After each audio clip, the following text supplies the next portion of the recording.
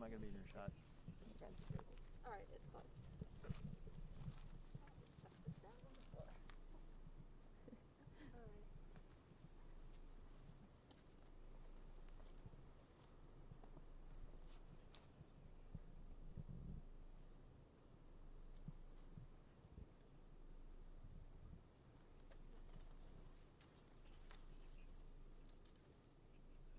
All right. All right.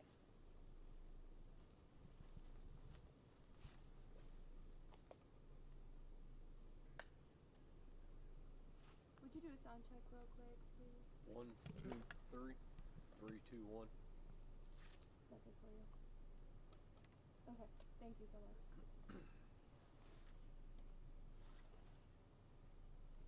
All right. Bye. All right. So sorry. Everyone ready? Yep.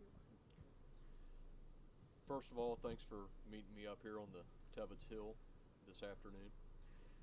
As you know, on January 23rd, the Saturday morning before this past weekend at 7:08 a.m., we received a burglary and property damage complaint here at the Oakley Chapel, a very historic location here in Callaway County.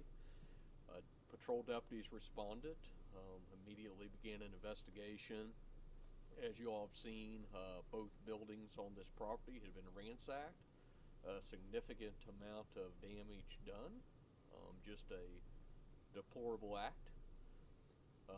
That investigation, again, was initiated on the morning of January 23rd.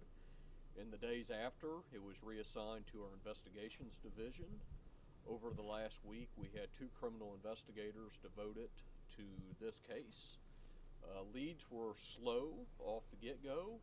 The investigators kept their nose to the ground, ultimately came up with some good lead information on Thursday. Leading into Friday, significant progress was made.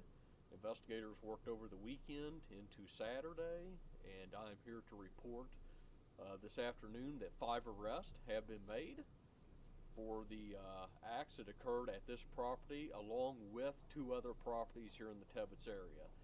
As I had emphasized last week, the church here was not the sole target, that there was also 2 other abandoned residences here in the Tebbets community that had also been hit, and the evidence of those scenes were somewhat consistent with the evidence here. So thus far, we did believe this was more of a crime spree and not just a sole act here at the church. But again, 5 arrests have been made. 3 of those are adults. 2 17-year-olds from Jefferson City, 1 18-year-old from Jefferson City, and then the other 2 arrests are juveniles, both 16 years old, 1 16-year-old from the Jefferson City area, and 1 16-year-old from the Callaway County area. The 3 adults were all taken to the Callaway County Jail, booked and processed for the crimes of burglary and property damage. They have ultimately been booked, processed, and released pending court appearance. The 2 juveniles were referred to 13th Circuit Court juvenile authorities, and those 2 juveniles were immediately placed under supervision of the local juvenile office.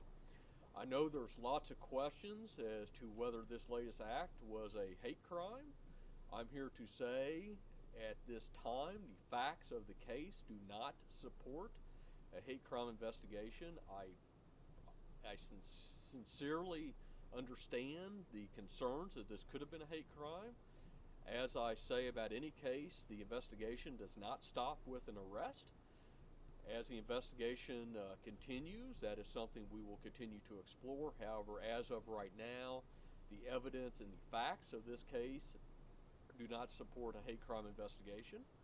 Obviously, as a law enforcement officer, we don't investigate opinions, rumors, innuendos, or beliefs. We have to apply facts to law, and then we have to apply law to the case. Also, I've had a lot of questions over the last week whether this is connected at all to the Mount Vernon church damage that was done on County Road 391 outside of Holt Summit. At this time, the evidence does not support any type of connection. From the best we can tell, there is not even any type of real association between those responsible for this bad act and the act that occurred in Holt Summit. Again, I can't emphasize enough, investigations don't stop with arrest. It is an ongoing investigation. We will continue to explore all possibilities, but at this point, the facts do not support that there is any type of connection to the Mount Vernon incident on County Road 391. I would also offer that one thing we have seen here is the same thing we've seen in Holt Summit. The community outpouring of support has just been phenomenal. You hear about so much division in the community, and not so much our community, but just in the nation. I can tell you that if you've ever seen unity, you've seen unity when a situation like this occurs in a small Callaway County farm community. Just a significant amount of community members have reached out to support this chapel, support the membership that is still associated with it, even though they do not have an active congregation. There is people still behind the membership of this church, and just the support that's been given, it's been pretty awesome. I will take questions as I can answer them. So you said at this time evidence doesn't suggest that it was a hate crime. Do you have any other inclinations as to what the motive might have been?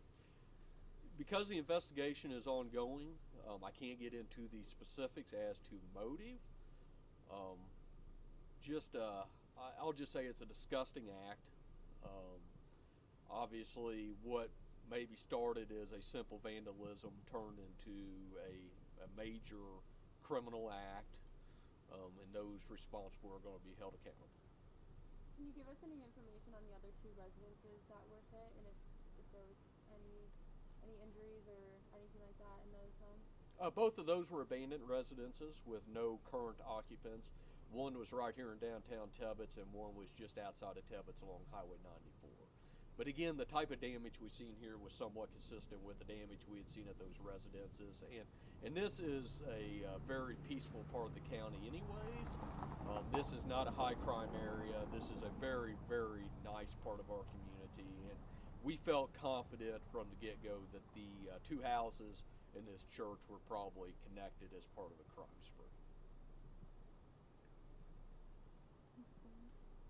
Will you be releasing the names of the adults arrested in the case? Yes, within the next hour there will be a media release with names and GL images. I think that's it. All right. Thanks so much for your time. Thank you all. Thank you.